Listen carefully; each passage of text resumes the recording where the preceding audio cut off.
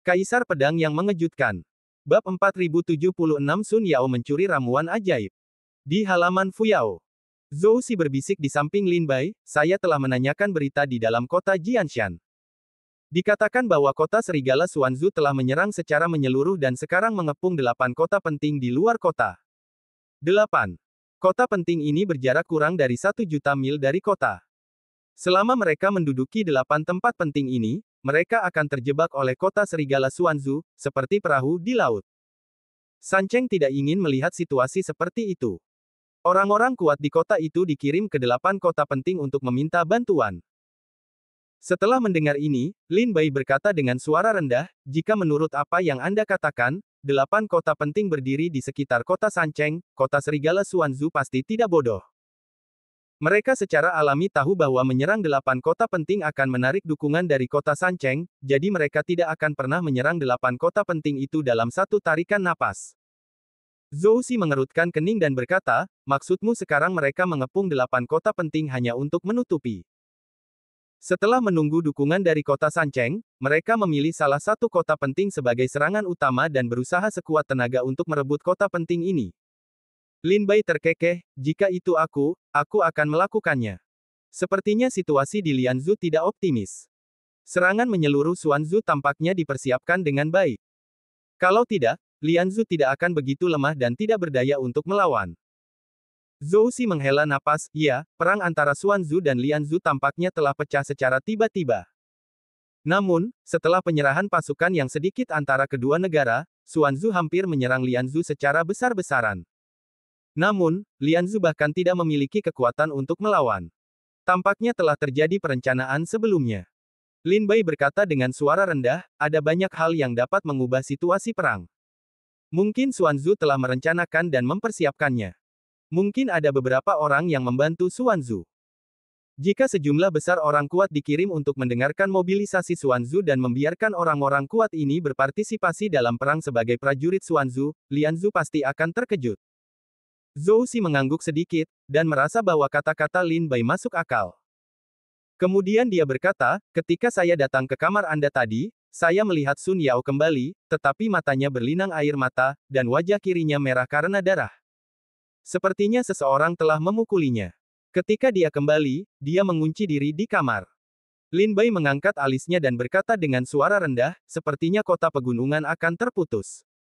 Karena perang, dia tidak mau membesarkan orang cacat lagi. Begitu. Pergi dan minta Sun Yao untuk menemuiku. Zhou Xi mengangguk dan pergi. Setelah beberapa saat, Sun Yao datang ke kamar Lin Bai, dengan sengaja mencondongkan tubuhnya ke samping untuk mencegah Lin Bai melihat wajah kirinya. Berbaliklah. Lin Bai berbisik. Sun Yao menyampingkan tubuh bagian kanan menghadap Lin Bai, menundukkan kepalanya, matanya berkaca-kaca, suaranya seperti menangis, ada apa, katakan saja. Lin Bai terus berteriak, coba kulihat. Apakah lukanya serius? Mendengar kata-kata lembut Lin Bai, Sun Yao tidak dapat menahan air mata kesedihan di matanya. Banyak air mata yang jatuh seperti tetesan air hujan. Dia berbalik perlahan, dan wajah kirinya merah dan bengkak. Dia memiliki gambaran yang bagus tentang keindahan ikan yang jatuh dan angsa liar, yang tampaknya memiliki beberapa cacat. Ayahmu sangat kejam sehingga dia bisa melakukan pukulan yang begitu berat. Lin Bai mengira itu adalah serangan utama kota pegunungan, jadi dia mencibir. Bukan ayahku. Sun Yao berkata dengan suara rendah. Lin Bai mengerutkan kening. Dia bukan penguasa San Cheng. Siapa yang berani mengalahkan Sun Yao di kota? Siapa itu? Lin Bai bertanya dengan tergesa-gesa. Sun Yao mengangkat matanya yang berkaca-kaca, menatap Lin Bai dan berkata, jangan khawatir. Kau sudah berteriak selama 2 bulan. Apa kau dipukuli dan aku bahkan tidak bisa bertanya. Wajah Lin Bai menjadi dingin. Hati Sun Yao menghangat oleh kata-kata Lin Bai, dan air mata di matanya semakin tak tertahankan. Namun dia tetap diam, menangis dengan memilukan. Lin Bai berkata dengan suara rendah, karena kota pegunungan tidak dapat menampungku, maka aku akan pergi. Ketika Sun Yao mendengar bahwa Lin Bai akan pergi, dia mendongak dengan tergesa-gesa dan berkata, bagaimana denganku? Lin Bai berkata, jika kau ingin mengikutiku, kau juga dapat mengikutiku. Tetapi maukah kau? Lin Bai menatap Sun Yao dan bertanya. Sun Yao menundukkan kepalanya dan berpikir lama. Dia mengangkat kepalanya dan berkata, kita akan meninggalkan kota Jianshan besok. Langit sangat luas. Kita bisa pergi kemana saja. Zhou Bai, mari kita singkirkan bersama-sama. Saat ini, situasi kota pegunungan yang terpotong berada di puncak badai.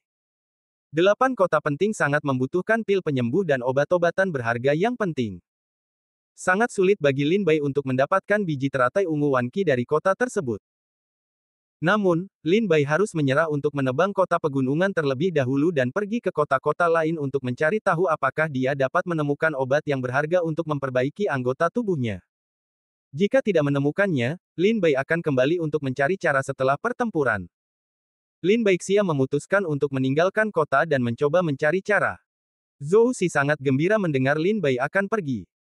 Sejak dia mengikuti Lin Bai ke kota Jianshan, dia selalu merasa takut siang dan malam. Dia takut identitas Lin Bai akan terbongkar, yang akan membuat keluarga Sun di kota Jianshan marah. Karena itu, dia dan Lin Bai akan terbunuh bersama. Terlebih lagi, pertempuran antara kota Jianshan dan kota Serigala Xuanzu telah dimulai. Masih belum diketahui siapa yang akan menang atau kalah. Tidak diragukan lagi, pilihan terbaik adalah pergi sekarang juga. Malam itu juga. Pada tengah malam, Sun Yao berdiri di kamarnya dan menatap bulan yang cerah.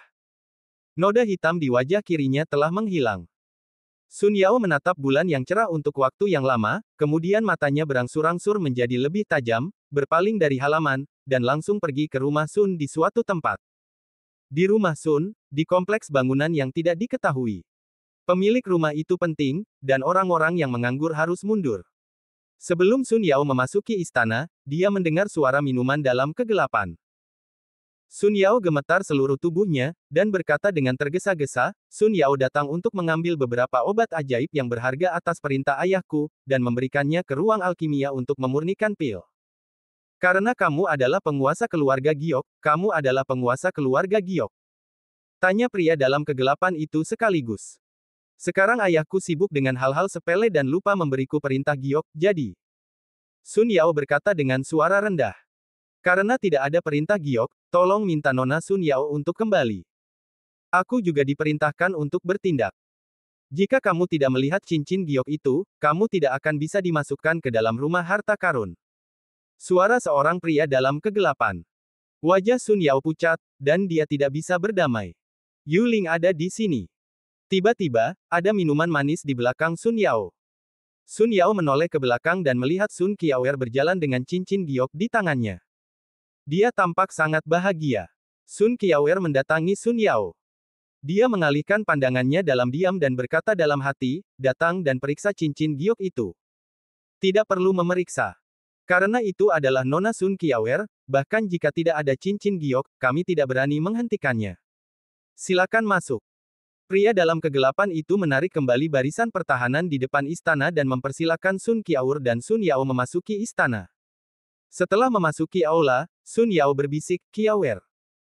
Sun Qiaoer berkata tanpa ekspresi, waktunya tidak banyak, kakak perempuan, benih teratai ungu Wanqi ada di 3 kotak harta karun di lantai 9, kamu hanya bisa pergi ke 1, mengerti? Bab 4077 terungkap. Sun Yao dan Sun Qiaoer bergegas masuk ke rumah harta karun. Penjaga rumah harta karun bergumam, kedua wanita ini belum pernah ke rumah harta karun. Mengapa mereka tiba-tiba berpikir untuk datang hari ini? Lupakan saja. Sebaiknya aku melaporkannya ke Dewan Presbiterian. Panglima perang yang menjaga rumah harta karun melaporkan pedagang informasi itu ke Dewan Presbiterian, mengatakan bahwa Sun Yao dan Sun Qiaoer datang ke rumah harta karun untuk memilih ramuan. Setelah mendengar ini, Dewan merasa bahwa Tuan telah mengaturnya, tetapi setelah mempertimbangkan dengan saksama, itu tidak sepenuhnya benar. Sun Yao tidak terlalu berbakat di keluarganya dan memiliki status yang rendah. Dia tidak memenuhi syarat untuk pergi ke rumah harta karun. Adapun Sun Qiaoer, meskipun dia adalah seorang jenius keluarga, dia telah mengasingkan diri sepanjang tahun. Jika dia perlu berlatih pengobatan ajaib, dia hanya perlu memberitahu aula di Aken dan melaporkannya kepada keluarga sebelum dia dapat memberinya ramuan. Setelah memikirkannya sebentar, Dewan Presbiterian segera membawa orang ke rumah harta karun. Sun Yao dan Sun Qiaoer segera tiba di lantai 9 rumah harta karun dan menemukan 3 kotak harta karun berisi biji teratai ungu Wanqi. Sun Yao mengambil satu dan membukanya. Di dalamnya ada biji teratai dengan 7 warna. Setelah memastikannya, Sun Yao memasukkannya ke dalam tas penyimpanan dan segera berkata kepada Sun Qiaoer, "Terima kasih, Qiaoer." Sun Qiaoer berkata tanpa ekspresi, "Kakak perempuan, aku tidak tahu apakah pertempuran di kota Gunung Pemotongan adalah kemenangan atau kekalahan. Karena kamu telah mengaku kepada King Luo, kamu harus meninggalkan kota ini secepatnya." Meskipun keluarga King di kota King Sui telah hancur, King Luo tetaplah murid Sekte Iblis Abadi. Setelah perang antara Lianzu dan Xuanzu berakhir, King Luo masih bisa pergi ke Sekte Iblis Abadi untuk berlatih. Selama King Luo dapat selamat dari bencana ini, kamu tidak akan terlalu menderita di masa depan. Setelah keluar dari rumah harta karun, kakak perempuanku tidak peduli tentang apapun, dan segera kembali meninggalkan kota bersama King Luo. Sun Qiaoer tampak dingin, seolah-olah dia sudah menduga apa yang akan dihadapinya selanjutnya. Sun Yao mengerutkan kening dan ingin bertanya, tetapi Sun Qiaoer telah berbalik dan meninggalkan rumah harta karun itu. Sun Yao harus mengikutinya. Begitu putri kedua keluar dari rumah harta karun itu, dia mendengar suara teriakan, "Sun Yao, Sun Qiaoer, kamu sangat berani sehingga berani mengambil perintah Giok Tuan dan memasuki rumah harta karun itu secara diam-diam. Apakah kamu tahu bahwa ini adalah hukuman mati?" Mendengar ini, seluruh tubuh Sun Yao gemetar. Tentu saja, dia bisa mendengar bahwa itu adalah suara Sun Yue, penatua Dewan Presbiterian. Di depan rumah harta karun, Sun Yue dan ratusan ahli mengepung Sun Qiaoer dan Sun Yao. "Kakak, pergilah, aku akan mengambilnya di sini." Tanpa berkata apa-apa, Sun Qiaoer menghunus pedangnya dan membunuh Sun Yue dengan satu pedang. Melihat gerakan Sun Qiaoer yang menentukan, Sun Yao terkejut. Meskipun Sun Yao bodoh, dia bisa menebaknya. Sun Qiaoer pasti tahu bahwa mereka membobol rumah harta karun dan akan mengganggu para ahli gereja Presbiterian. Jadi Sun Qiaoer memutuskan untuk melawan gereja Presbiterian dengan pedang sejak dia muncul. Kultivasi Sun Qiaoer adalah Jiuji Daojing, sementara Sun Yue adalah seorang Master Tao. Selain itu, ada ratusan master yang bertanggung jawab atas pertempuran tersebut. Bagaimanapun, Sun Qiaoer adalah seorang jenius dari keluarga Sun. Kekuatan bertarungnya tidak begitu bagus sehingga sulit bagi orang untuk menahannya sejenak. "Kakak, pergilah." Sun Qiaoer, di tengah perkelahian, berteriak pada Sun Yao. Sun Yao menatap Sun Qiaoer dengan sedikit kebingungan. Meskipun pendekar keluarga Sun tidak membunuhnya, dia terluka di banyak tempat dan darahnya berlumuran darah merah kebiruan. "Kemana kalian ingin pergi?" Tepat pada saat ini, penguasa kota Sanshan membawa para tetua keluarga Sun lainnya ke rumah harta karun dan menatap tajam ke arah Sun Qiaoer dan Sun Yao. "Ketua keluarga. Lihat Tuan." Sun Qiaoer dan Sun Yue berhenti satu demi satu dan berbalik untuk memberi hormat kepada penguasa kota. Sun Yao dan Sun Qiaoer tidak dapat menahan diri untuk tidak menunjukkan kepahitan mereka ketika mereka melihat kedatangan penguasa kota. Sun Qiaoer segera berkata, "Ayah, masalah ini adalah tanggung jawabku, tidak ada hubungannya dengan adikku." Sun Qiaoer tahu bahwa jika penguasa kota dan dewan tetua tahu bahwa Sun Yao yang ingin mencuri benih teratai ungu Wan Qi, diperkirakan akhir hidupnya akan menyedihkan berdasarkan status Sun Yao di keluarga Sun, jadi inisiatif Sun Qiaoer untuk mengatakan ini adalah pendapatnya. Wajah Sun Ruer begitu dingin sehingga sulit bagi keluarga Qiao untuk menjawab. Sun Qiaoer berusaha menahan air matanya, menundukkan kepalanya dan tidak menjawab. Di sisi tubuh utama kota pegunungan, tetua besar dari asosiasi lama berbisik, "Tuanku, jangan memarahi nona muda kedua. Kita semua tahu bahwa nona muda kedua tidak begitu berani. Alasan mengapa dia akan membawanya turun adalah karena dia tidak ingin membiarkan wanita pertama dihukum." Tuan kota Sanshan menatap Sun Yao, yang lemah, pucat, dan pahit di wajahnya. Dia tidak bisa menghela nafas panjang dan berkata dengan suara rendah, "Sekarang kota ini diserang oleh musuh dari segala arah, bahkan jika kamu tidak berbakat dan memiliki prestasi yang tidak memadai, kamu tidak bisa berperang demi kota, tetapi kamu juga tidak boleh bertindak seperti ini, membobol gudang harta karun dan mencuri pil." Tetua dari perkumpulan Presbiterian itu menghela napas dan berkata, "Nona Sun Yao, King Luo hanyalah orang yang setengah terlantar. Kota King Sui telah hancur. Bahkan jika dia telah pergi ke Sekte Iblis Abadi, dia tidak bisa mendapatkan kultivasi apapun. Tidak ada gunanya menginvestasikan terlalu banyak sumber daya padanya. Kepala keluarga juga demi keluarga. Tolong jangan membuat omong kosong. Berikan aku biji teratai ungu Wan Qi." Tetua itu mengulurkan tangannya dan meletakkannya di depan Sun Yao. Dengan air mata di matanya, Sun Yao menutupi tas penyimpanannya dan melangkah mundur 2 langkah. Mata tetua itu menyusut. Secara alami, dia dapat melihat bahwa Sun Yao tidak ingin menyerahkan biji teratai ungu Wan Qi, jadi dia harus menghela napas dan kembali ke penguasa kota Jianshan. Artinya sangat sederhana. Masalah itu harus ditangani oleh penguasa kota Jianshan.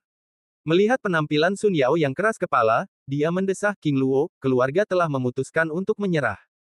Aku telah memutuskan untuk membatalkan pertunanganmu dengannya. Selain itu, aku telah memutuskan untuk menikahkanmu dengan Du Qiyu, putra tertua kota Hongqiu. Sekarang prosesi pernikahan kota Hongqiu sedang berlangsung. Kamu kembali dan bersihkan dirimu.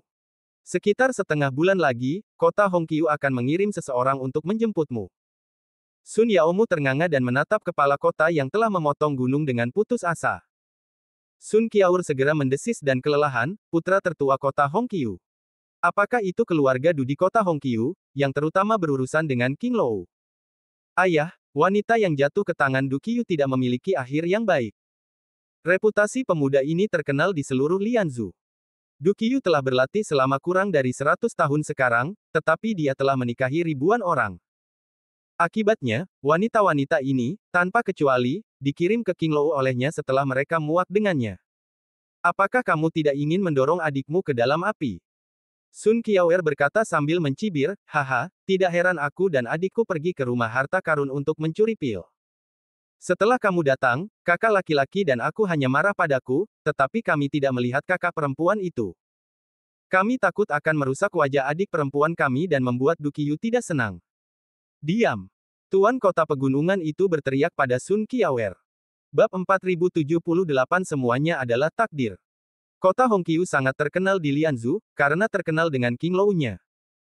Ribuan tahun yang lalu, keluarga Du di kota Hongqiu awalnya adalah keluarga pedagang.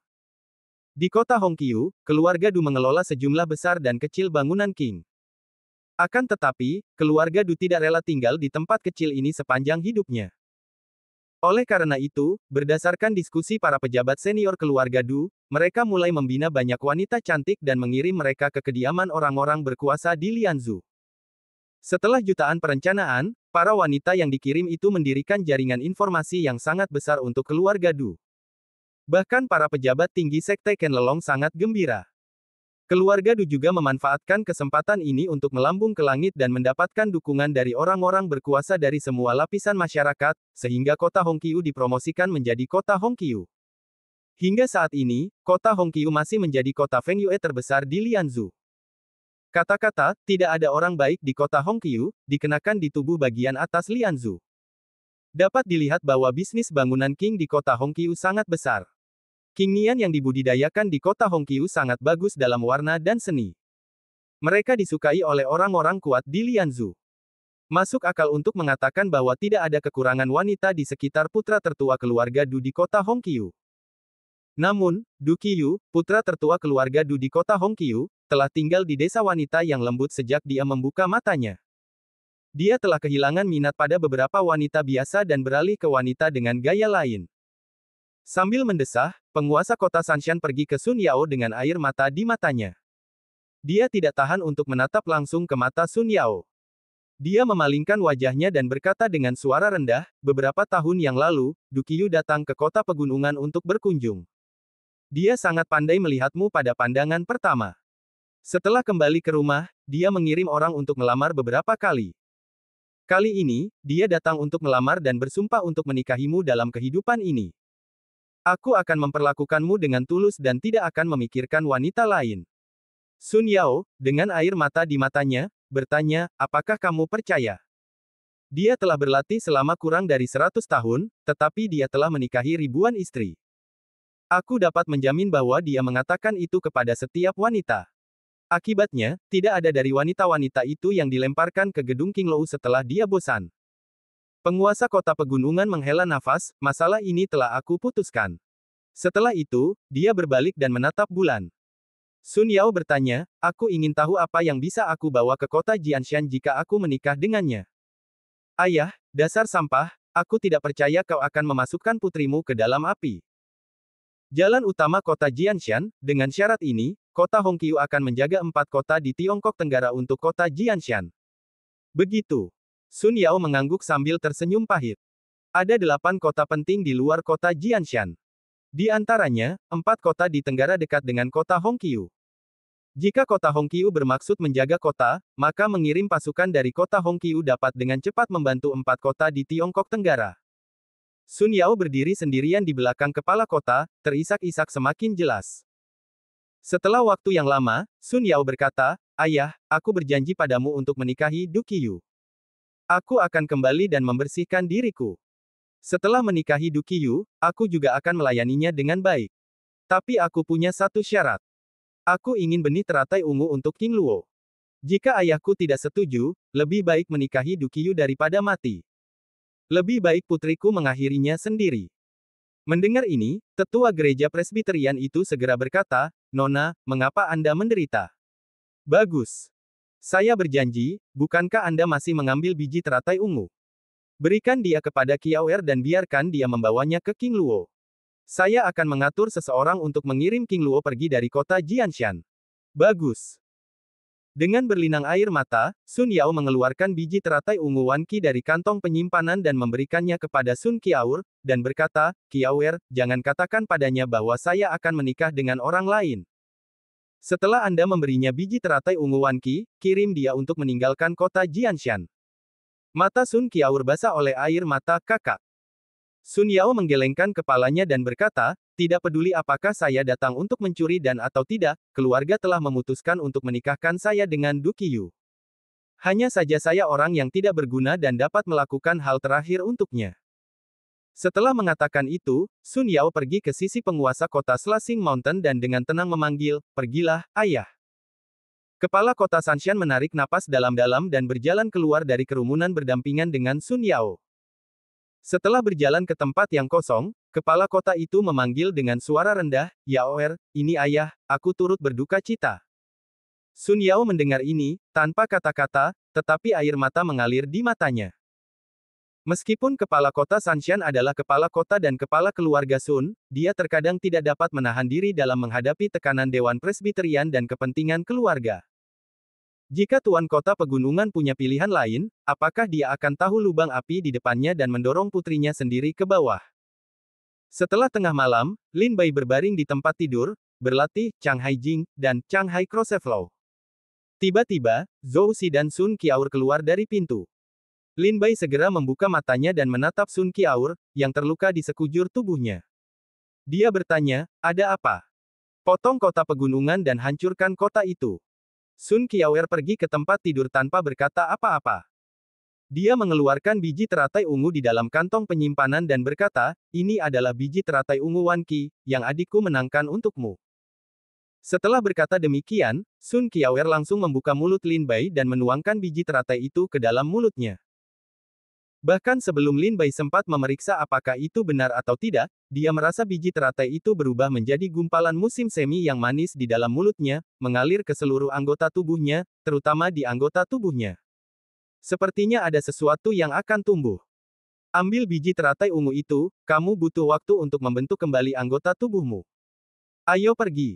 Aku akan mengantarmu keluar dari rumah Sun. Kurasa pembunuh Presbiterian sudah hampir sampai.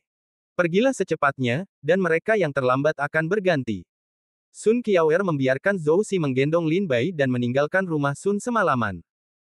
Dalam perjalanan, Lin Bai bertanya, "Bagaimana dengan Sun Yao? Dia berjanji akan pergi bersama kita." Sun Qiaoer memunggungi Lin Bai dan teringat pada Sun Yao. Dia merasa sakit hati. Namun, dia teringat kata-kata Sun Yao. Dia tidak memberi tahu Lin Bai bahwa dia akan menikah dengan orang lain. Dia berkata, "Kakakku telah memutuskan pertunangan denganmu, tetapi harga dari pemutusan pertunangan itu adalah memperjuangkan benih teratai ungu untukmu. King Luo, sejak kau meninggalkan keluarga Sun hari ini, kau tidak ada hubungannya dengan keluarga Sun maupun kakakku." Lin Bai mengerutkan kening dan baru saja ingin bertanya, Zhou Si langsung berkata, "Tuan, jangan katakan itu, pergilah dulu dan katakan itu." Mendengar kata-kata Sun Qiaoer, Lin Bai merasa ada banyak kekurangan di dalamnya. Apa pertunangan dengannya dengan imbalan benih teratai ungu? Ini membuat Lin Bai bingung. Namun, Sun Qiaoer dan Zhou Xi berjalan sangat cepat, dan dalam sekejap mata, mereka telah meninggalkan halaman dalam keluarga Sun. Baru saja keluar dari rumah Sun, Sun Qiaoer dan Lin Bai sama-sama merasakan ada beberapa pria kuat yang mendekati mereka. Benar saja, paviliun tetua masih tidak mau memberimu biji teratai ungu Wan Qi. Di permukaan, mereka berjanji pada ayahku, tetapi diam-diam mereka akan mengirim seseorang untuk mengambil kembali biji teratai ungu Wan Qi.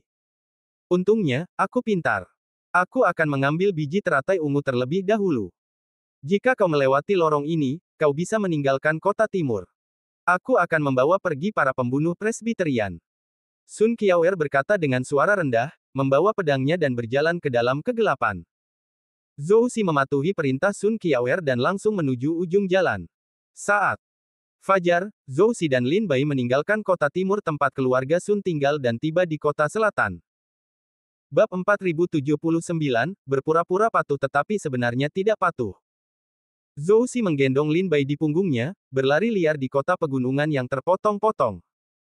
Sekarang matahari terbit di sebelah timur, dan semakin banyak orang di jalan. Guru, mari kita tinggalkan kota Jianshan dari Nancheng. Tidak jauh dari gerbang kota. Kita akan segera bisa keluar dari kota. Selama kita keluar dari kota, kita akan aman. Zhou Xi menggendong Lin Bai di punggungnya, langsung menuju gerbang kota. Lin Bai memikirkannya dan berbisik, jangan pergi ke gerbang. Kita tidak bisa keluar. Zhou Xi bertanya dengan heran, mengapa? Lin Bai berkata, jika Sun Qiaoer benar, penguasa kota pegunungan yang terpotong-potong itu menjanjikan saya biji teratai dengan 10.000 ki, tetapi tampaknya para Presbyterian tidak ingin memberi saya biji teratai itu. Di permukaan, mereka setuju, tetapi mereka diam-diam mengirim seorang pembunuh untuk membunuh saya dan ingin mengambil kembali biji teratai itu. Jika Dewan Presbyterian bertekad untuk mengambil kembali benih teratai, mereka pasti akan mendirikan pos pemeriksaan di gerbang kota. Jika kita keluar dari kota saat ini, kita pasti akan mencari kematian kita sendiri. Pertama, saya menemukan tempat yang aman di kota pegunungan yang terpotong. Saya merasa bahwa benih teratai ungu Wan Qi telah mulai memperbaiki anggota tubuh saya. Saya membutuhkan waktu untuk memulihkan dan memurnikan kekuatan benih teratai. Zhou Xi merasa bahwa kata-kata Lin Bai masuk akal, dan segera berhenti langsung menuju gerbang kota. Setelah mempertimbangkan dengan saksama, dia segera menunjukkan ekspresi bahagia di wajahnya. Sebelum itu, pemimpin keluarga Zhou membesarkan seorang wanita di kota pegunungan yang terpotong, dan menempatkannya di kota selatan. Saya datang untuk membantu memilih rumah. Kemudian, nyonya rumah mengetahuinya, dan wanita itu meninggal, dan rumah itu sekarang gratis. Setelah itu, kami tidak tahu apakah kami bisa menjauh dari rumah itu lagi. Lin Bai mengangguk dan setuju. Zhou Xi berjalan di sekitar kota selatan dengan Lin Bai di punggungnya. Tak lama kemudian dia tiba di jalan yang sepi, melihat sekelilingnya dan menentukan arahnya. Akhirnya, dia tiba di gerbang berwarna merah tua. Mengandalkan ingatan Zhou Xi sendiri, dia berdiri di pintu dan mengatakan sesuatu. Saat rumus yang ringkas itu dibacakan, sebuah lingkaran cahaya muncul di gerbang dan riak-riak menyebar. Sepertinya semacam susunan telah dibuka. Kemudian Zhou Xi menggendong Lin Bai di punggungnya ke gerbang, menutup gerbang dan membuka kembali susunannya. Rumah ini tidak besar, tetapi cukup bagi Lin Bai dan Zhou Xi untuk bersembunyi sementara. Zhou Xi memasukkan Lin Bai ke dalam sebuah kamar dan keluar untuk mencari tahu apakah ada orang lain di rumah itu. Sementara Lin Bai berbaring di tempat tidur, melihat ke samping, dia melihat sepotong daging tumbuh dari celah antara lengan kiri dan lengan kanannya. Dia melihat keluar secara bertahap, dan lengan baru perlahan terbentuk. Lin Bai langsung memejamkan mata dan mengolah pikirannya. Dia dengan hati-hati memurnikan biji teratai ungu di tubuhnya. Ini adalah satu-satunya harta yang bisa diandalkan Lin Bai untuk memperbaiki tubuhnya. Lin Bai tidak ingin melakukan kesalahan. Zhou Xi memeriksa halaman dan menemukan bahwa tidak ada seorang pun yang tinggal di sana selama bertahun-tahun. Sejak wanita simpanan itu membunuh wanita itu, rumah itu sampai sekarang kosong. Untungnya, tidak ada pencuri dan penjahat yang masuk. Zhou Xi merasa lega. Ketika Lin Bai dan Zhou Xi tinggal di rumah itu untuk sementara waktu, sekelompok orang datang ke kota selatan dengan tergesa-gesa. Di mana orang-orang itu? Beberapa orang mengatakan bahwa Zhou Xi terlihat membawa King Luo ke kota selatan, tetapi setelah memasuki kota selatan, dia menghilang. Saya juga pergi untuk bertanya di mana jalan masuk kota itu. Kedua pria itu cukup pintar. Mereka tidak langsung meninggalkan kota. Kalau tidak, mereka akan mengenai moncong senjata kita.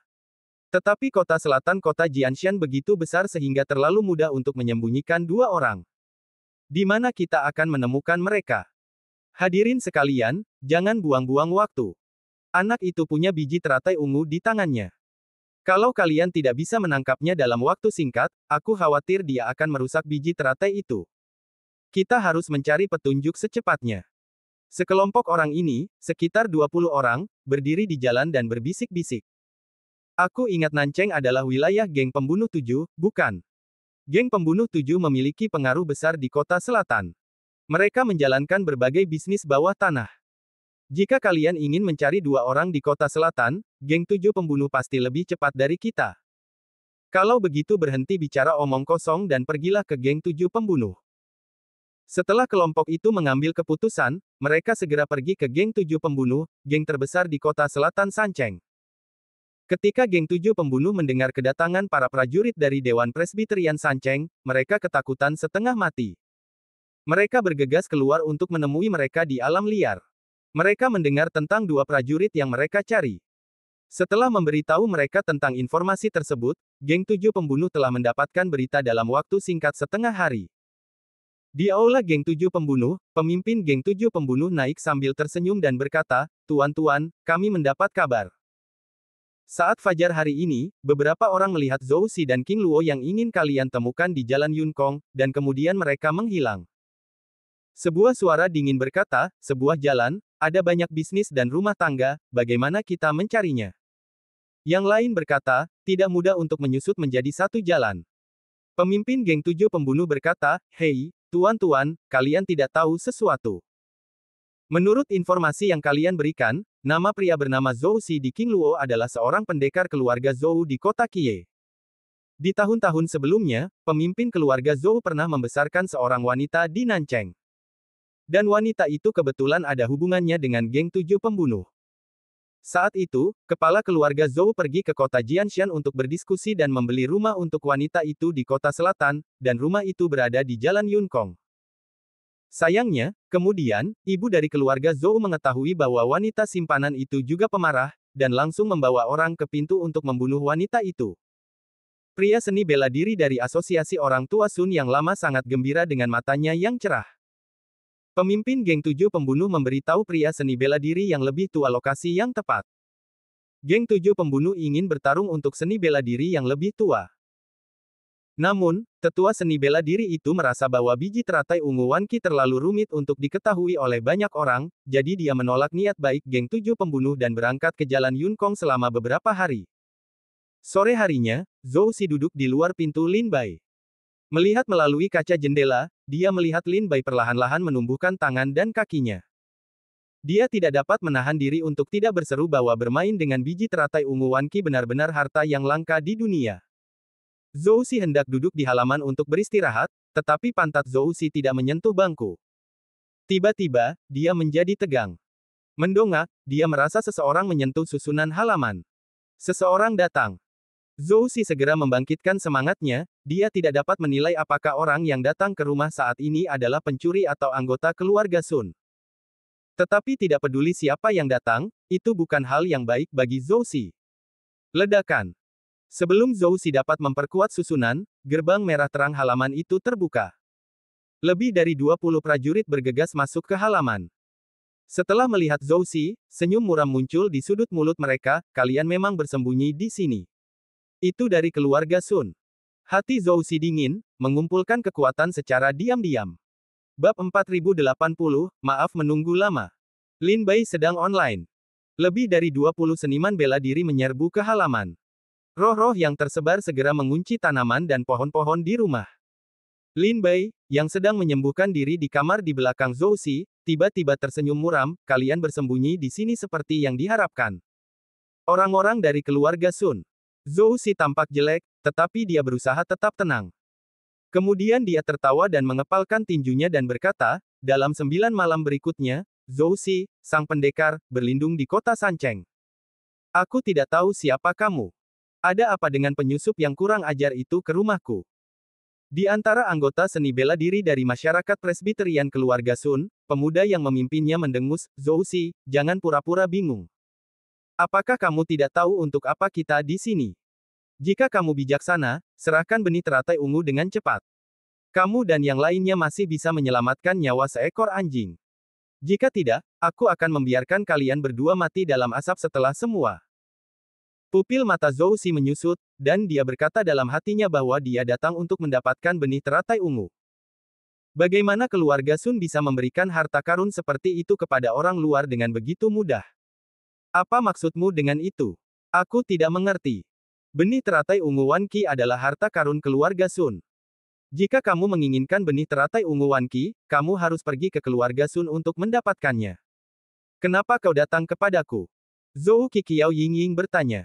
Memang benar bahwa hati tidak akan mati sampai mencapai Sungai Kuning. Kepala suku itu berkata dengan suara dingin. Dia mengulur waktu.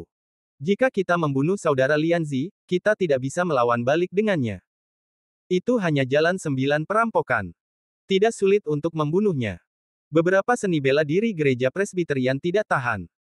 Mereka menghunus pedang tajam mereka satu demi satu, dan menatap Zhou Si dengan mata tamak.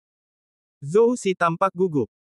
Meskipun ia memiliki prestasi Jiuji Daojing, lebih dari 20 seniman bela diri di depannya semuanya adalah praktisi Jiuji Daojing. Selain itu, mereka semua adalah seniman bela diri dari Asosiasi Lama Orang Tua Sun. Jika kau ingin memasuki gereja Presbyterian, kau harus menjadi seniman bela diri paling elit dari keluarga Sun, dengan kekuatan besar. Lakukan. Pemimpin itu juga melihat bahwa Zhou Si menunda-nunda, dan segera meraung dan bergegas ke Zhou Si. Apa yang harus dilakukan? Zhou Si mundur berkali-kali hingga ia sampai di tembok, dan tidak ada jalan keluar. Hatinya terguncang. Pembunuhan lebih dari 20 prajurit di Jiujidao sudah cukup untuk mencabik-cabiknya dalam sekejap. Namun, jika ia ingin melarikan diri, itu tidak semudah itu. Yang terpenting adalah Lin Bai masih memurnikan biji teratai ungu, yang merupakan saat yang paling kritis. Jika Zhou Si melarikan diri saat ini, Lin Bai pasti akan mati. Sambil menimbangnya berulang kali, Zhou Si mengeluarkan beberapa harta karun dari kantong penyimpanan dan membantingnya ke arah lebih dari 20 prajurit di depannya.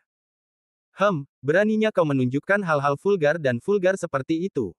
Di luar kemampuanku. Gantung tanganmu dan tunggu kematian.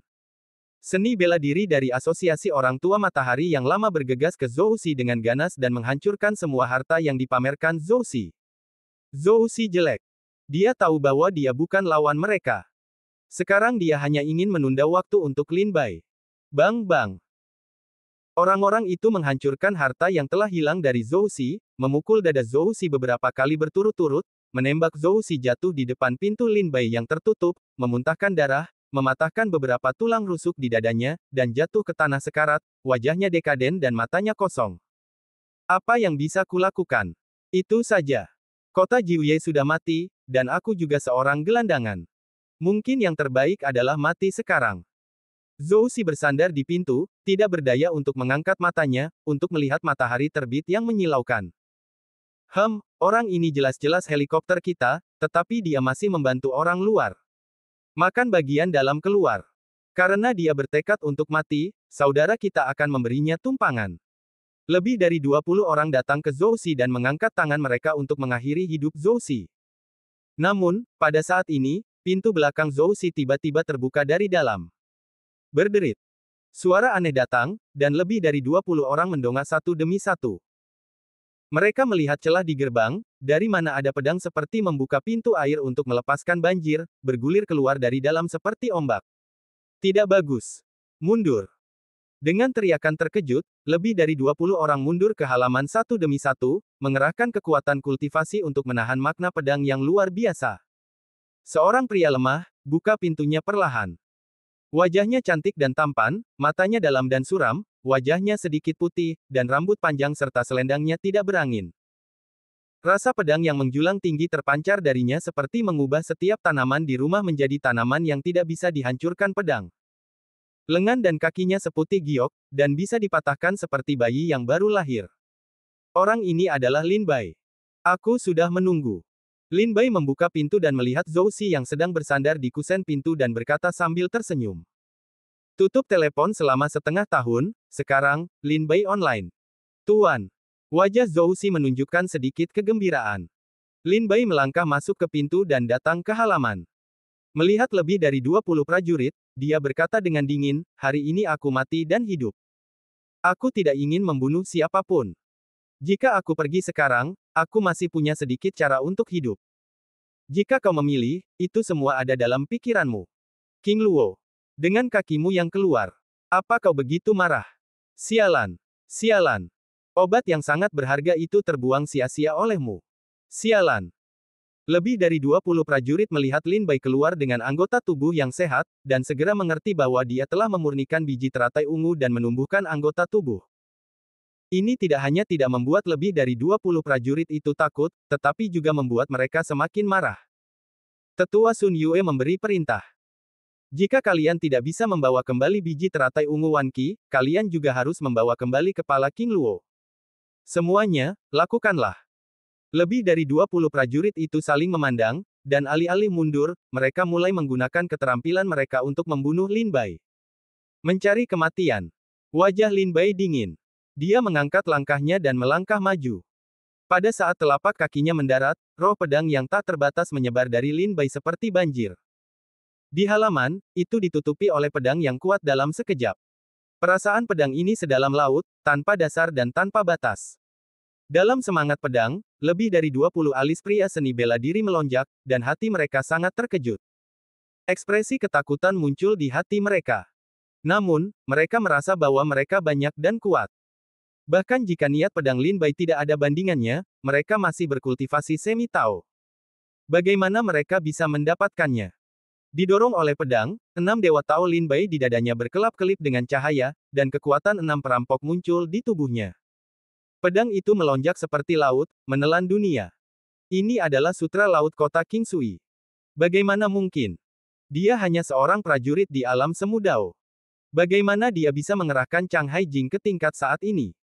Lebih dari 20 orang takut padanya, dan langkah menuju Lin Bai adalah salah satunya. 24 pedang di langit. Pedang 2.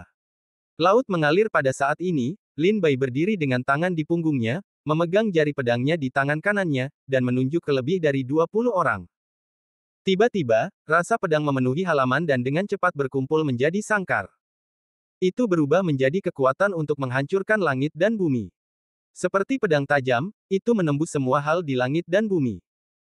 Dalam sekejap, lebih dari 20 prajurit di depannya berubah menjadi abu terbang dan menghilang di antara langit dan bumi.